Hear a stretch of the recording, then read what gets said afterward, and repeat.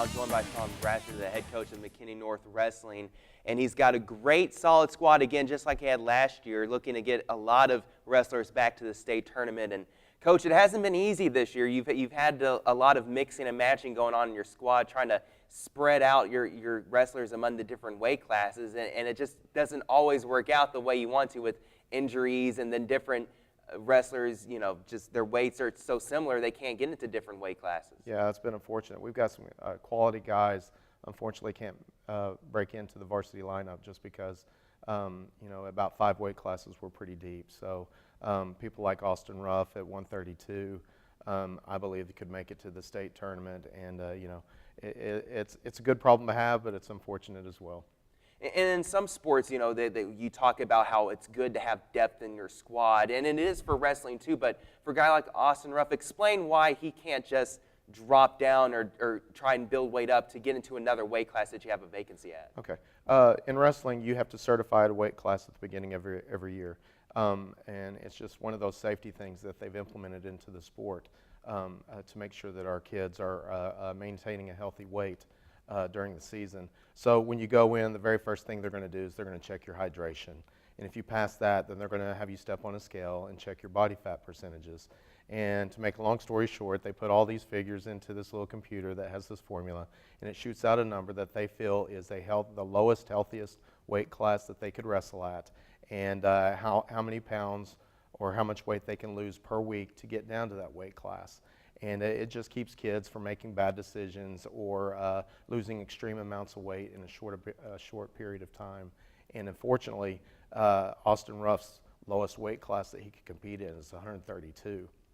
We're currently open, or we're open at 126, which he could slide in there and he could qualify at the state tournament. But because of his descent rate, it just didn't allow him to be able to do that. And the good news for Austin is that he is a sophomore, and the senior who's ahead of him in that 132, Chandler Durand, for instance, if that's where Austin wanted to wrestle at in the next year, Chandler would graduate after that. So there's some flexibility for next year for Austin to get back into the team. Absolutely, and he's being positive about it. He understands that Chandler's a senior, and Chandler's working hard, and he's won that spot fair and square. But, Austin's working hard, and he's taking advantage of the fact that Chandler and some of these other guys are there so that he can get better. And he's got 2 more years, and you're going to see more out of Austin Ruff. You had 7 state qualifiers last year. You're really looking at possibly getting 90% of your squad in this year. You have guys with the experience that you expect to get back. And then you got some other young guys that are coming up, and you really expect them to do well at the district meet to get into regionals and possibly state. Absolutely. Like you said, all those guys that have been to the tournament before, we're having the same expectation now. Although we expect it, they still got to show up. Anything can happen at the district and regions and state levels, so they've still got to wrestle. But we're expecting to get all of them back, and then we've got a 106-pounder, Matthew Meredith. He's only a second-year wrestler, but he's improved so much since last year. I really expect. I'm hoping. I'm pretty sure we can get him to the regions and probably to the state. We got at 126, Vincent Holting. Is going to step in there for us. He's a second-year wrestler as well.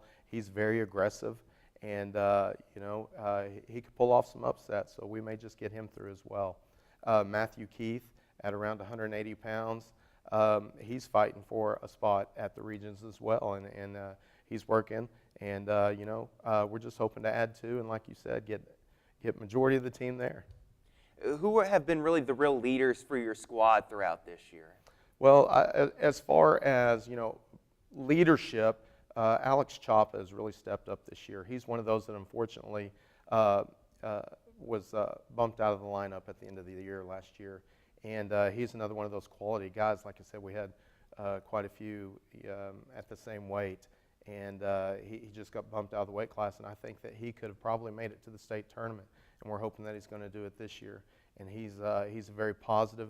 He's motivated, and he works hard. Chandler Duran and Christian Mendez and Tyler Board, they've been around as far as placings. They've done very well and won a lot of medals for us. So I've got a good group of leaders on the team this year. We were talking earlier about how this year and some of these big, meets and tournaments that you go into, how team-wise, because you've had some gaps throughout your team, you've dropped some points going into these matches, but you've still been able to pull out some second places in tournaments with 80%, 70% of your squad entering. Yeah, we lost 5 guys that we were hoping to get back this year. And, it kind of hurt the morale of the team for a little bit, but we just had a talk and we said, listen, we got to step up. We still got some quality guys here, and we've got to step it up and we got to compete. It's hard to give up some weight classes. At tournaments, we've been, wrestling with a little over half a team. Duels, giving up anywhere from 12 to 24 points.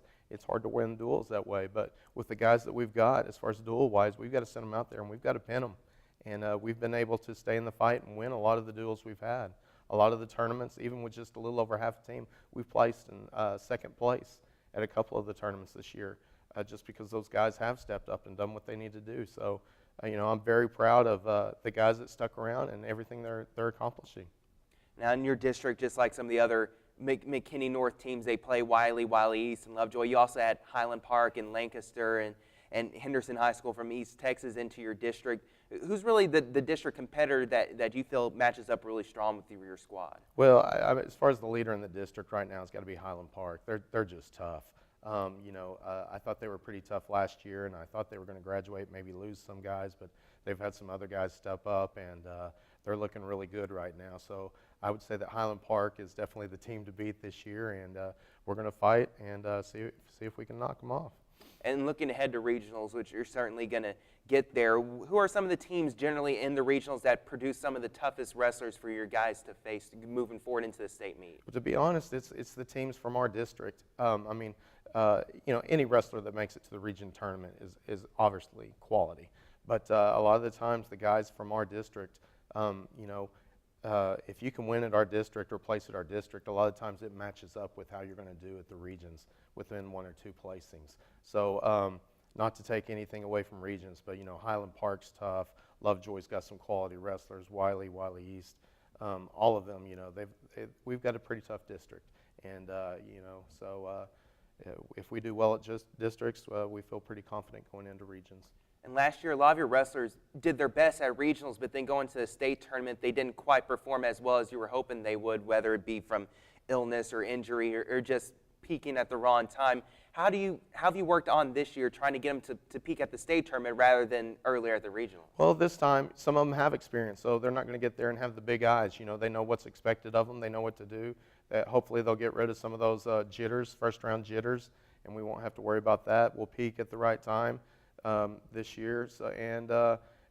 We've just talked about it. They've been there. They know what to expect, and I think that's really going to help us a lot. And lastly, before I let you go, I wanted to also give a little update on what we talked about last year in our interview. We were talking a little bit about MMA, and you mentioned how Ryan Beloit, a former McKinney North Bulldog, is trying to get into UFC and trying to get into there, and you said, well, we're just hoping that he'll be making that push this year to get into UFC. Well, here a couple of months ago, he made his debut in the UFC, and he ended up losing the match and dropped his record as 7-3 overall for mixed martial arts, but he made that debut at a weight that he's way lower than he's accustomed to. Yeah, a couple of months ago, he broke into the UFC. It was a weird kind of story, but he's been working hard. He's committed his life to it. From sun up to sundown, he's been training, and he's had to sacrifice a lot of things to get this done. And he had a fight in Allen. He won that fight. He injured his hand in that fight, and then about a week later, I believe that the UFC called him and said, we got a spot open up. And as Ryan told me, when UFC calls, you accept. So, he went ahead and took the fight, even though it was at a lower weight class, and even though he was injured, and he only had a week to prepare. He did make the weight, and his opponent ended up not making weight, which disqualified him from all bonus money. But he went in there and unfortunately lost. But it ended up being a good payday for him because they ended up getting fight of the night. So it was a very good fight against a quality opponent. But, Ryan's looking good, and we're excited about everything that he's doing. Not bad and exciting for some of your wrestlers, possibly on your team, that might be looking to go for that future to see somebody that has been successful in that path.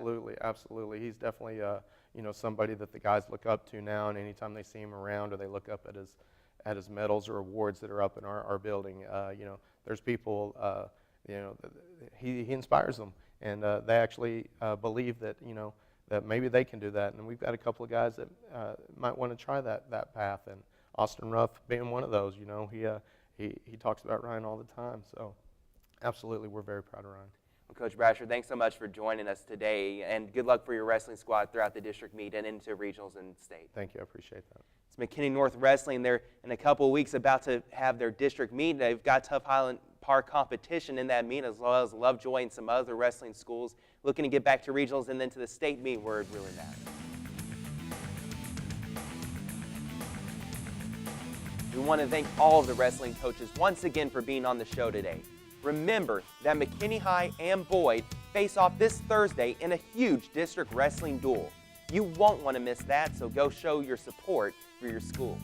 We'll be back next week for more on McKinney ISD athletics.